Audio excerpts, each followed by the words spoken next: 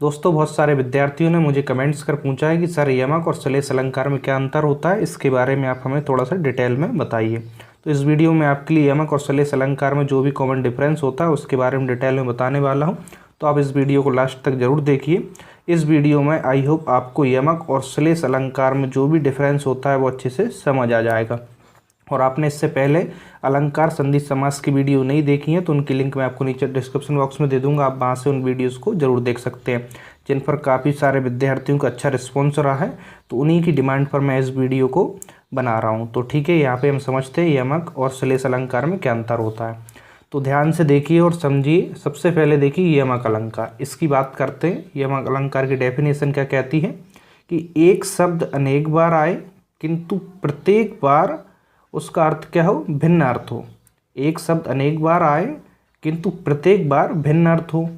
यानी कि यमक अलंकार की डेफिनेशन कहती है कि एक शब्द अनेक बार आए, यानी कि एक से अधिक बार आए और प्रत्येक बार उसका अर्थ देखें तो हम उसका अर्थ कैसा निकले, भिन्न अर्थ निकले, यानी कि एक अलग अर्थ निकले। तो इसको हम कैसे पहचानेंगे, देखिए एग्जाम्पल हमारे सामने दिया होता है एग्जाम में। तो देखिए यहाँ से फर्स्ट एग्जाम्पल की बात करते हैं। यहाँ पे देखिए जो काफ़ी फेमस एग्जाम्पल है वो मैंने यहाँ पे लिए हैं। जेते तुम तारे तेते नम्मे न तारे। फिर से पढ़ता हूँ, इसको ध्यान से सुनना। जेते तुम तारे तेते नम्मे न तारे। यानी कि यहाँ पे देखिए डेफिनेशन के अकॉर्डिंग बात करें तो एक शब्द अनेक बार आए और किंतु प्रत्येक बार भिन्न अर्थ हो। तो उस एग्जाम्पल में देखिए एक शब्द यानी कि तारा यहाँ पे आया और यहाँ पे आया। एक शब्द यहाँ पे एक से अधिक बार आया और प्रत्येक बार इसका क्या अलग अर्थ निकलना चाहिए। यदि प्रत्येक बार अलग अर्थ निकल रहा है तो कौन सा अलंकार होगा, उस एग्जाम्पल में यमक अलंकार होगा। तो कैसे पहचानेंगे, यहाँ पे देखिए जेते तुम तारे, यहाँ पे इस तारे का अर्थ क्या निकल रहा है, तारण करना, उद्धार करना। यानी कि जेते तुम तारे यानी जितनों को तुमने तारा है, तेते नभ में न तारे यानी उतने क्या है, नभ यानी कि आकाश में उतने तारे यानी कि तारागण भी नहीं है। तो यहाँ पे पहले तारे का अर्थ निकल रहा है तारण करना या उद्धार करना। जेते तुम तारे यानी जितनों को तुमने तारण किया है या उद्धार किया है। तेते नभ में न तारे यानी उतने तारे आकाश में या तारागण आकाश में भी नहीं है। तो यहाँ पे आपको बात समझ आ गई होगी। इस तारे का अर्थ क्या निकल रहा है, तारण करना या उद्धार करना, और दूसरा तारे का अर्थ निकल रहा है तारागण यानी कि आकाश में जितने तारे हैं। देखिए एक शब्द एक से अधिक बार आया और प्रत्येक बार इसका अर्थ कैसा अलग निकला। तो यहाँ पे कौन सा अलंकार होगा, तो यहाँ पे यमक अलंकार होगा। अब देखिए सेकंड एग्जाम्पल देखिए जो कि काफ़ी फेमस है, आपने बार बार पढ़ा भी होगा। तीन बेर खाती थी वो तीन बेर खाती थी। अब यहाँ पे देखिए बेर शब्द यहाँ आया है और बेर यहाँ आया है। अब देखिए दोनों बार बेर का अर्थ अलग निकलेगा तो ये यमक अलंकार होगा। तो देखिए बेर का यहाँ पे क्या अर्थ निकल रहा है, तीन बेर खाती थी। यहाँ पे बेर का अर्थ निकल रहा है फल, यानी कि वो तीन, जो बेर एक फल होता है उसको खाती थी, वो तीन बेर खाती थी। यहाँ बेर का अर्थ निकल रहा है यानी कि समय, यानी कि वो तीन बार खाती थी, समय से लेकर निकल रहा है। इस बेर का अर्थ क्या, फल, और दूसरा जो बेर आया उसका अर्थ है समय, यानी कि वो तीन बार फल खाती थी। तो तीन बेर खाती थी वो तीन बेर खाती थी, काफ़ी फेमस एग्जाम्पल है, आपने बार बार सुना होगा। तो यहाँ पे बेर का अर्थ क्या निकला, फल, और सेकंड बेर का अर्थ क्या निकला, समय। तो एक ही शब्द आया दोनों बार और दोनों बार उसके अर्थ क्या अलग अलग निकले। तो जब भी इस प्रकार से एक शब्द अनेक बार आए किंतु प्रत्येक बार उसका अर्थ कैसा हो, भिन्न हो, वह कौन सा अलंकार होगा, वहाँ हमारा यमक अलंकार होगा। आई होप आपको यमक अलंकार के बारे में क्लियर हो गया होगा। तो चलिए अब इसके बाद श्लेष अलंकार में आगे बढ़ते हैं। अब इसको ध्यान से समझिए, इसमें काफ़ी कन्फ्यूज़न रहता है। श्लेष अलंकार, सबसे पहले हम श्लेष का अर्थ जानने की कोशिश करें तो श्लेष का अर्थ होता है चिपकना, यानी कि चिपका हुआ। श्लेष का अर्थ क्या होगा, चिपकना या चिपका हुआ। तो इसकी डेफिनेशन क्या कहती है श्लेष अलंकार की, एक ही शब्द के अनेक अर्थ निकलते हो। ध्यान से समझना, एक ही शब्द के अनेक अर्थ निकलते हो। यमक में क्या था, यमक में फिर से बता देता हूँ, एक शब्द अनेक बार आए और किंतु प्रत्येक बार उसका अर्थ अलग हो, यानी एक शब्द अनेक बार आता है किसमें, यमक में। जबकि श्लेष में क्या होता है, एक ही शब्द होता है और उसके कई अर्थ निकलते हैं। इतनी कन्फ्यूज़न आपकी दूर हो गई होगी कि श्लेष में केवल एक ही शब्द आता है लेकिन उसके अर्थ अनेक निकलते हैं, जबकि यमक में एक शब्द कई बार आता है और प्रत्येक बार उसके अर्थ अलग अलग होते हैं। श्लेष में देखिए क्या होगा, एक ही शब्द के अनेक अर्थ निकलेंगे, यानी कि एक ही शब्द के कई सारे चिपके हुए अर्थ होते हैं। श्लेष का मतलब ही होता है चिपकना। तो देखिए ये तो हो गई डेफिनेशन। अब इसके एग्जाम्पल से समझते हैं, जो कि काफ़ी फेमस एग्जाम्पल है, इसी से समझते हैं। रही मन पानी राखिए, बिन पानी सब सून, पानी गए न उबरे, मोती मानस चून। अब इसमें देखिए, इसमें आप सोच रहे होंगे पानी पानी और पानी कई बार आया। देखिए यहाँ पे पानी पानी कई बार नहीं आया है, यानी कि यहाँ पे सिर्फ कवि ने अपनी जो कविता है उसको बनाने के लिए यहाँ पे पानी शब्द को बार बार प्रयोग किया है। जबकि इस एग्जाम्पल में देखें तो सिर्फ इस वाले पानी में अलंकार का उपयोग हुआ है।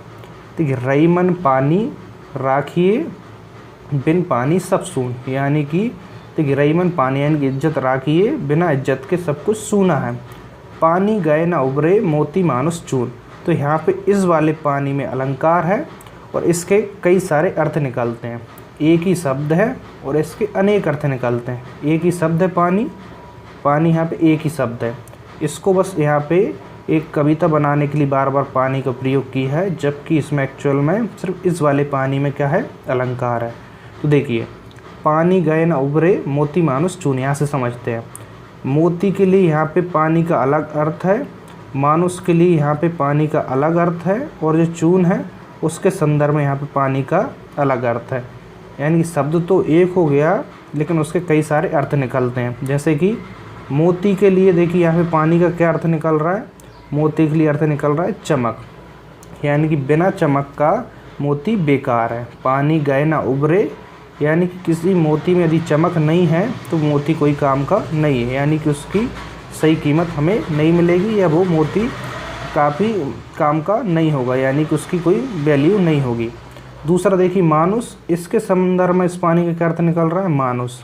मानुस के लिए पानी का अर्थ निकल रहा है इज्जत, यानी कि मानुस की यदि इज्जत नहीं है तो उसका देखिए उसके बिना सब कुछ सूना है, बिन पानी सब सून।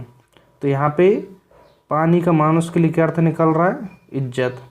और यहाँ पे चून, यानी कि यहाँ पे देखिए कुछ कुछ कवियों ने यहाँ पे चून का अर्थ चूना से लिया है और किसी किसी कवि ने चून का अर्थ यहाँ से आटे से ले लिया है। यानी कि इस चून के संदर्भ में पानी का अर्थ देखें तो देखिए चूने में यदि पानी ना मिलाएं तो उसका हम कोई उपयोग नहीं कर सकते। इसी प्रकार से आटे में भी यदि पानी ना मिलाएं तो उसका भी हम उपयोग नहीं कर सकते। तो फिर से समझते हैं, बिन पानी सब सून, यानी कि पानी के बिना सब कुछ सूना हो जाएगा। मोती के संदर्भ यानी मोती की चमक ना हो तो मोती कोई काम का नहीं रहेगा। मनुष्य की यदि कोई इज्जत ना हो तो वो मनुष्य कोई काम का नहीं रहेगा, उसके लिए सब कुछ सूना हो जाएगा। और यदि चूने के लिए पानी का उपयोग ना हो तो चूना कोई काम का नहीं है। इसी प्रकार से आटा। तो आपके लिए अच्छे से समझ आ गया होगा इसमें सिर्फ कहाँ पे अलंकार है, पानी में। पानी के कई सारे अर्थ निकले, मोती के लिए चमक और मानुष के लिए इज्जत और चून के लिए यानी कि उसमें जो भी काम आने वाला है पानी डाल के उस चूने को उपयोग और आटे को उपयोग किया जाता है। इस संदर्भ में इस पानी का अर्थ है। तो समझ आ गया होगा श्लेष क्या, एक ही शब्द के अनेक अर्थ निकल रहा है यहाँ पे, यानी कि उसमें कई सारे अर्थ चिपके हुए हैं, तो वो हमारा श्लेष अलंकार होगा। चलिए और आगे देखिए, इसका एक और फेमस एग्जाम्पल है, इससे और समझिए। चरण धरत चिंता करत, चितपत चारों ओर, सुबरन को खोजत फिरत, कवि व्यभिचारी और चोर। इसमें देखिए, इसमें सिर्फ यहाँ पे सुबरन जो शब्द है इसमें क्या है, श्लेष अलंकार है। क्या है इसमें, श्लेष अलंकार है। किसमें, सुबरन जो शब्द है। अब देखिए यहाँ पे हम इन दो लाइनों को छोड़ दें तो अंतिम जो दो लाइन देखें, यहाँ पे इसका अर्थ समझते हैं। जो सुबरन है, सुबरन, सुबरन को खोजत फिरत, यानी कि सुबरन को खोजत फिरत कौन, कवि व्यभिचारी और चोर। यानी कि कवि के लिए सुबरन का क्या अर्थ होगा, कवि सुंदर वर्ण या सुंदर शब्द को खोजता है। इसी प्रकार से व्यभिचारी यानी कि जो बुरे विचारों वाला है वो किसको खोजता है, सुंदर स्त्री को खोजता है। ठीक है, इसके लिए सुबरन का क्या अर्थ है, सुंदर स्त्री। और चोर, चोर के लिए शुभ रंग का क्या अर्थ हो जाएगा? चोर किसको खोजता फिरता है? सोना या स्वर्ण को खोजता फिरता है। तो यहाँ पे शुभ रंग यानी कवि क्या खोजेगा? कवि खोजेगा सुंदर वर्ण या शब्द। तो शुभ रंग का अर्थ कवि के लिए सुंदर वर्ण या शब्द हो गया। व्यभिचारी के लिए शुभ रंग का अर्थ क्या हो गया? सुंदर स्त्री हो गया। और चोर के लिए शुभ रंग का क्या अर्थ हो गया? सोना या स्वर्ण। तो यहाँ से आपको क्लियर हो गया होगा। श्लेष में यानी कि एक ही शब्द के अनेक अर्थ निकलते हैं, यानी कि उसमें चिपका हुआ अर्थ रहते हैं। एक ही शब्द में कई सारे अर्थ चिपके हुए होते हैं। और यमक में क्या है? एक शब्द अनेक बार आता है किंतु प्रत्येक बार उसके अर्थ भिन्न निकलते हैं, जैसे कि हमने इसके एग्जाम्पल से अच्छे से समझ लिया। आई होप आपको इस वीडियो में ज़रूर समझ आया होगा। और आपको यदि वीडियो पसंद आई हो तो वीडियो को लाइक कर दें और इसे अपने दोस्तों के साथ शेयर ज़रूर करें।